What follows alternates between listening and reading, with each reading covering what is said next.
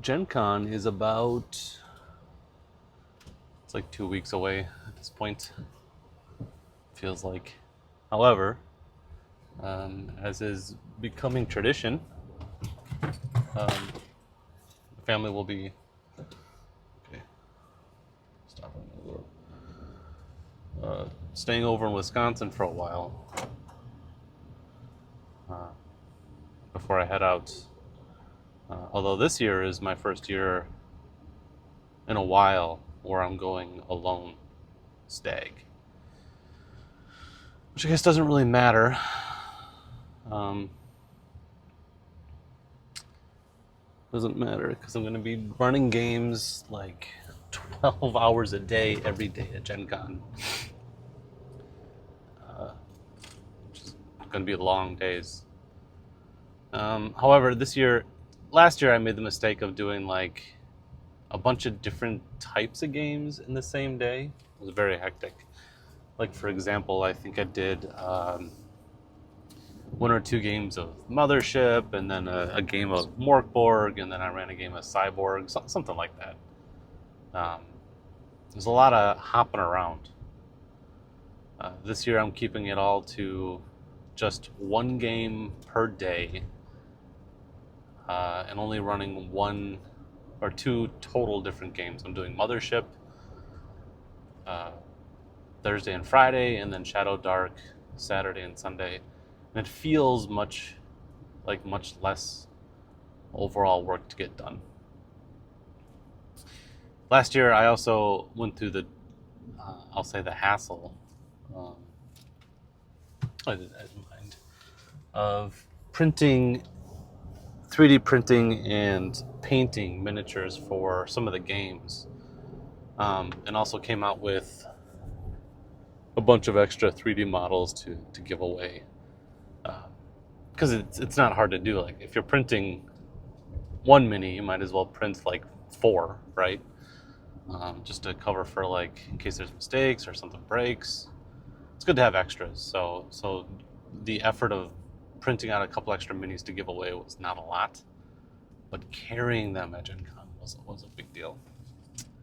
I had to have this like big lunchbox to carry around, and all the miniatures like rattled around inside, and a lot of them broke. Resin is very brittle, so I was making a lot of like super glue repairs on site. Not doing that this year, and in general, I've moved towards paper miniatures. And after running a game here at home for like a year and a half now, we started off with OSE and now we're doing Shadow Dark.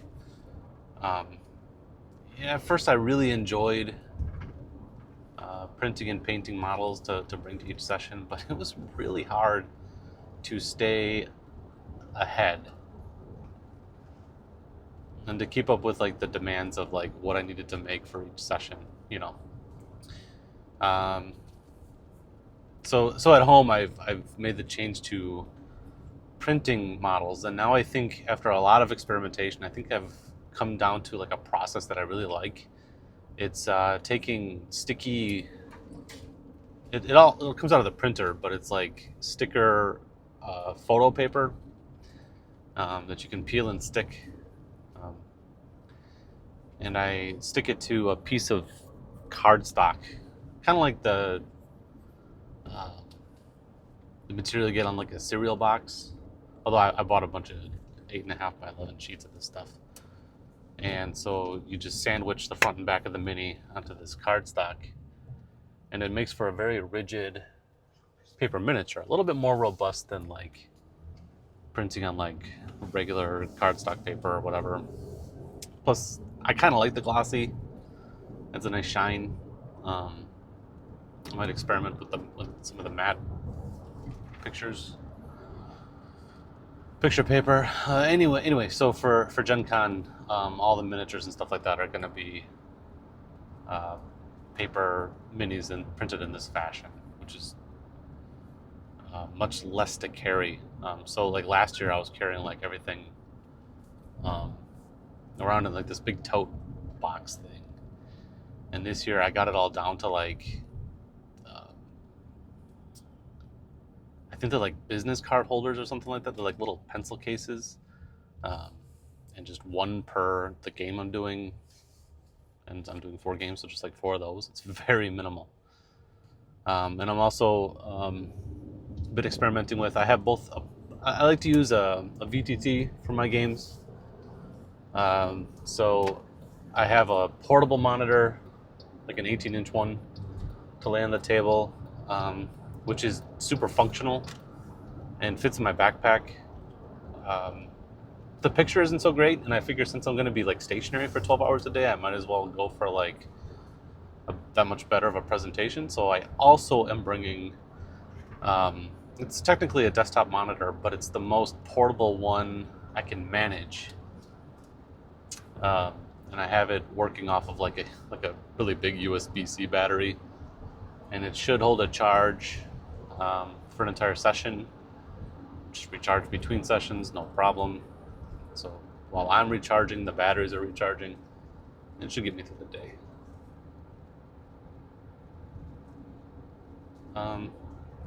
So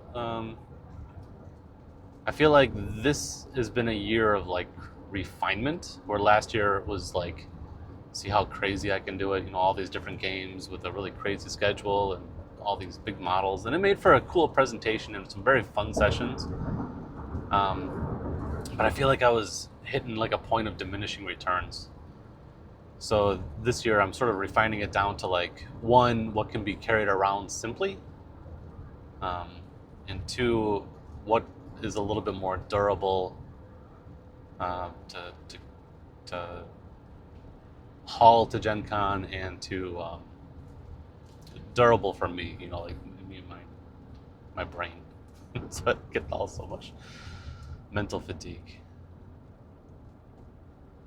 As for the games I'm running, Thursday is Mothership.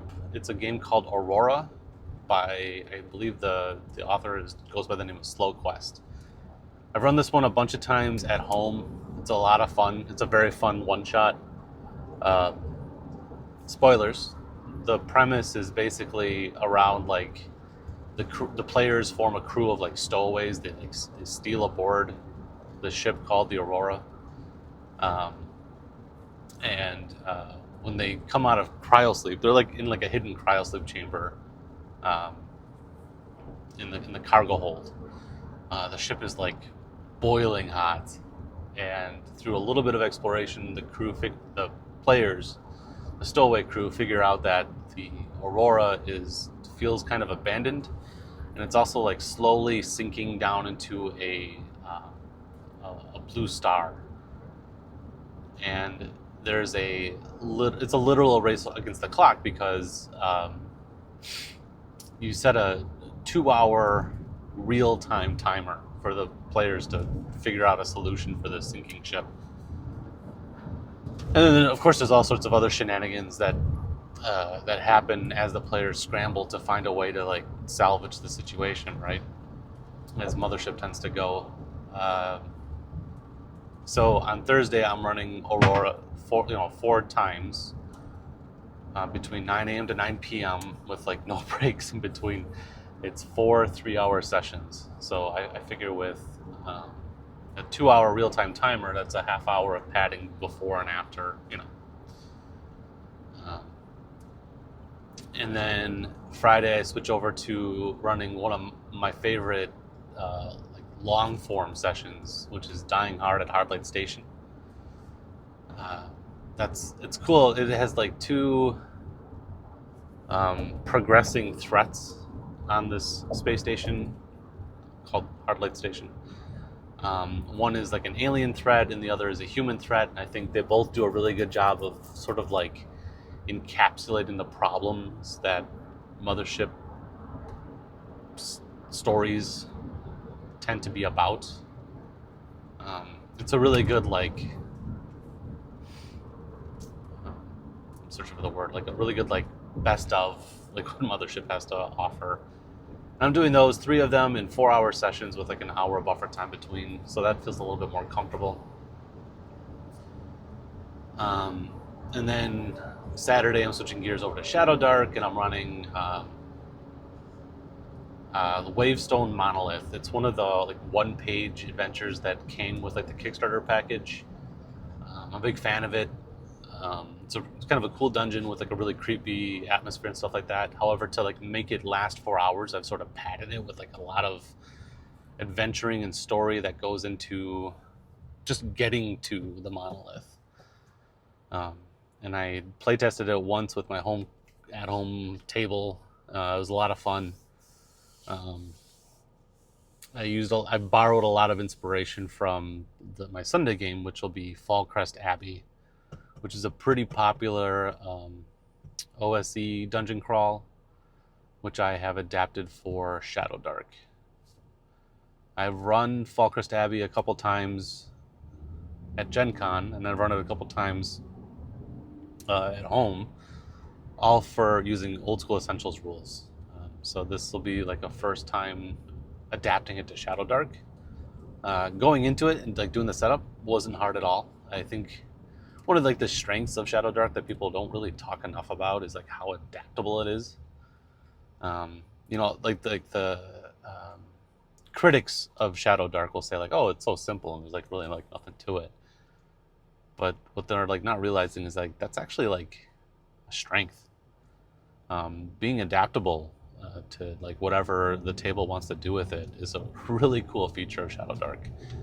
And I'm looking forward to running one of my favorite like old school dungeon crawls, Fallcrest Abbey, with one of my favorite new old school rules. All my tables sold out pretty quick and have stayed sold out, which is always good feedback. I did get, just like last year, I got a couple people reaching out to me by email to like add some more sessions of Mothership, but I'm like literally maxed out on my time. 12 hours a day, I think is pretty hefty.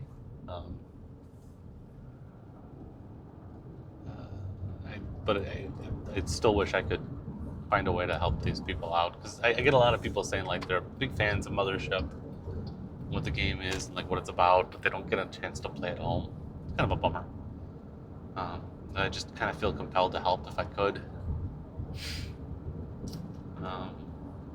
I'm staying at a Airbnb again this year.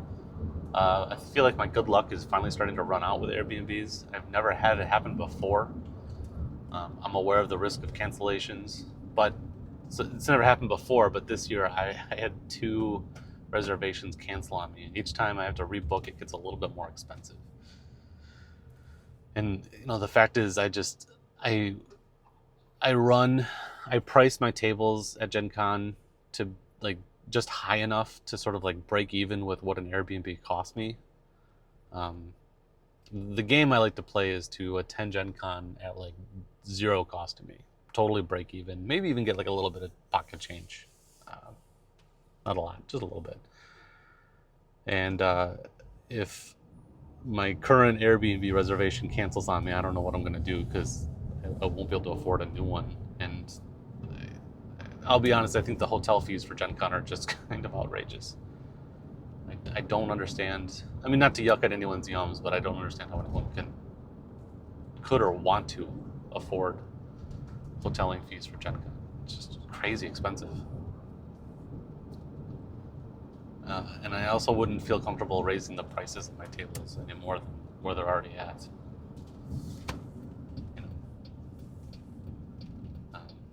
I have this real fear of someone at my table being like, this was not a good value for the dollar, like I overcharged. I think I would just wither on the spot, and I would just wither on the spot. What are you gonna do? I'm also running games so like back to back to back that I'm not even gonna really. I'm gonna be in the stadium the whole time. I'm not even gonna like leave for the actual convention itself. I'm a little bummed about it. It'd be nice to do a little bit of shopping, but it's okay. I can save some money this way. Anyway, so not gonna get a lot of chance to go shopping or anything like that at GenCon, but that's okay. Save some money. There's nothing I'm really after anyway. I'm actually trying to downsize my collection. have a lot of like extra stuff for my gaming collection that I don't really need or want. Actually, to that matter, I have collected. I don't consider myself like a collector of dice, but I ended up with like a huge collection of it anyway. I think it's just one of those things that you can't avoid if you're in the hobby. So this year I've collected all the dice sets that I'm not really interested in having anymore. I'll be giving those away at GenCon. Just set them out in like a box by my table. If you need some dice, take some dice. You know, that kind of a deal. And I'm doing that with some books and stuff too. I actually have a couple like duplicate books. You back enough things or whatever. I feel like it's kind of inevitable. So I'll be giving those away too. I'm a little conflicted. Like, do I do it on like a first come first serve just to get rid of it, or give everyone attending my games a chance to like browse through the bric-a-brac, and then on Sunday give it all away? I don't know. I think I might just do first come first serve just to be done with it. Either way, I'm really excited about this year at GenCon. I feel like I've really sort of perfected. I'm close to perfecting the process of coming up with all this stuff. What I'm gonna run, what my schedule looks like, and all that. And I don't really know what I'm doing with this recording. Sort of like a spoken out loud type of journaling or whatever, but if I end up posting this and you end up listening to it, and you happen to really be a fan of GenCon, which if you're listening to this, you probably are, should give running a games a shot. I don't think enough people who attend GenCon do that. I think too many people. How do I want to say this? I think the majority of the people, saying too many is wrong, because it's a hobby and people should have fun however they want to. But the majority of the people who attend GenCon do so to like consume entertainment, and that's kind of leaving. You could maybe consider it like a shortage of people who are providing entertainment. And if you're the kind of people, that really kind of just mirrors like what were they? And by they I mean like tabletop role playing game, like social media has been going on about like there being like a GM shortage. I guess I see that sentiment sort of like mirrored at GenCon, like attendance is going up and events are selling out, and you do see some people mention about like, oh, they're not able to get into the kind of games that they want. Perfect example, 2 years running now, I get people emailing me about like, hey, can you add more Mothership games? Because I've always wanted to play Mothership, but I never get the chance. Well, why don't you come to GenCon and run some Mothership games? You get to play. You get to play whenever you want, honestly, with as many people as you want, and sort of pay it forward. That's what really got me doing it at GenCon. I had a big headache trying to like build a schedule of like the specific things I wanted to do, and just kind of hit a point where I was like, well, shoot, why don't I just run the games I want to when I want to run them? And now my schedule sort of builds itself. I don't know. I'm a forever GM at home by choice. It's my preferred way to play tabletop games. Frankly, I find playing a single character a little boring. I don't know. It probably says a lot about my personality, if I'm honest. I don't know. If you're listening to this verbal vomit or whatever, and you have like even like the smallest inclination to do so, you should run games at GenCon. It's a lot of fun, and it takes care of a lot of the issues, you know. But in other news, I am also looking for alternatives to GenCon. Truthfully, I'm not super happy with GenCon's management or their customer service, and I'm not super happy with how event organizers or people who hold events are, like, there's almost no reimbursement or compensation at all. If you do enough hours, you get your badge comped. But I almost feel like that should be like duh, right? Like, like if you don't have your badge comp, like, how are you going to get in and run the events that make the whole convention happen? Like, it almost should just be like a footnote, you know. And you get this other, like, you know, if the group runs enough hours, you get like a spot at a hotel comped or something like that. And I'm complaining without any solutions, but because I understand that there's like this huge hotel shortage, which is another reason why I push for Airbnb. But I feel like the people who show up at GenCon to run events almost like shouldn't have to worry about like getting into the convention and where they're going to stay. I don't know. Maybe I'm thinking of too much. Maybe I'm just a little bit entitled. I don't know. But it's getting, the fact that my Airbnb was canceled like 2 times this year has just been sort of like the sign I needed that GenCon's getting just a little too hard to get into, and maybe I should be looking for some other conventions to attend. I haven't done a lot of research on this fact. I know that there's a bunch out in like the Midwest. Like I have a friend pushing for Gamehole Con, which looks like a lot of fun. And then there's GaryCon in Lake Geneva. Both of these are in my neck of the woods. It wouldn't be hard for me to get to at all.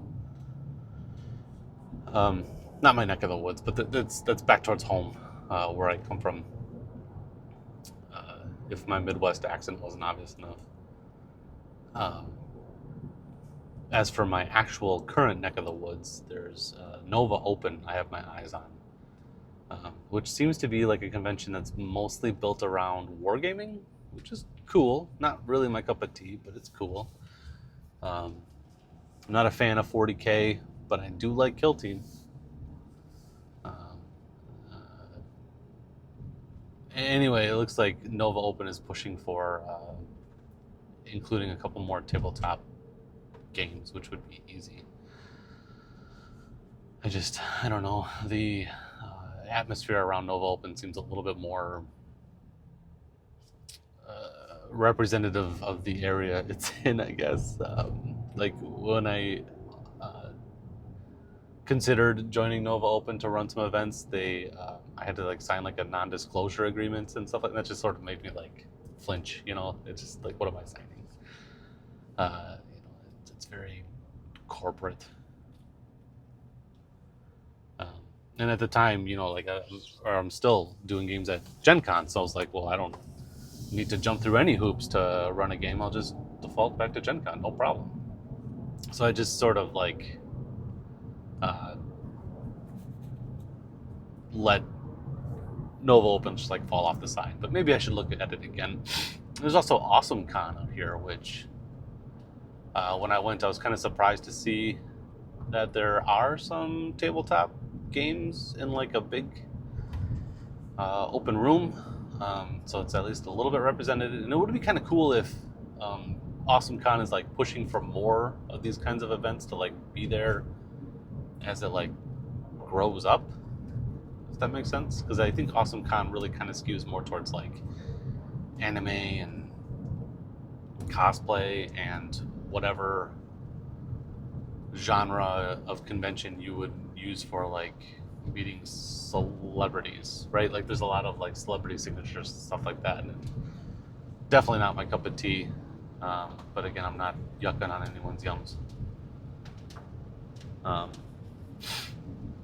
So those are 2 alternatives to GenCon that I'm considering.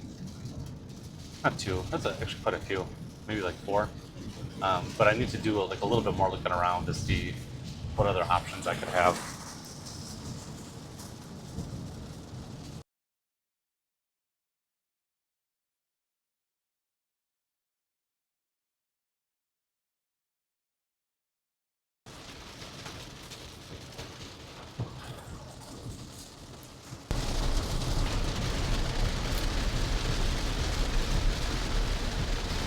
Because it's, not only is GenCon sort of, I would describe it as unfriendly, um,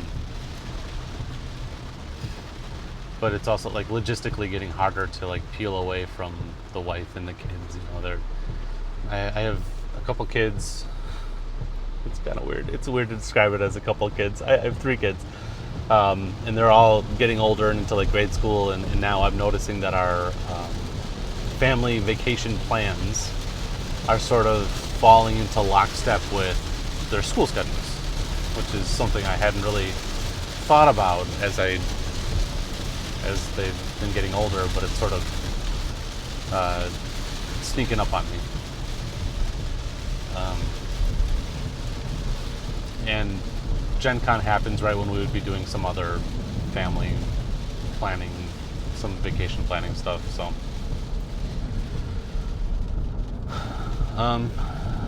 if I do post this and you watch this, thanks for listening. I really do sort of look at doing all this stuff as like a method of journaling. It's why I like to record my games and put them on YouTube and stuff like that. It just seemed like a very effortless way to record, because anyone who's run or played tabletop games long enough has had the experience of like, man, I wish I could go back and like listen to that like really fun moment, that good memory. And so I really am looking at doing this as a way to sort of like capture those moments. And running games, playing these games is like my favorite hobby ever. So if I can, if there's other people who would share that happiness with me, that's why I thought, why not put it on YouTube? Who cares, right? So anyway, if you did enjoy watching this, listening to this, thank you very much, and hope to talk to you again soon.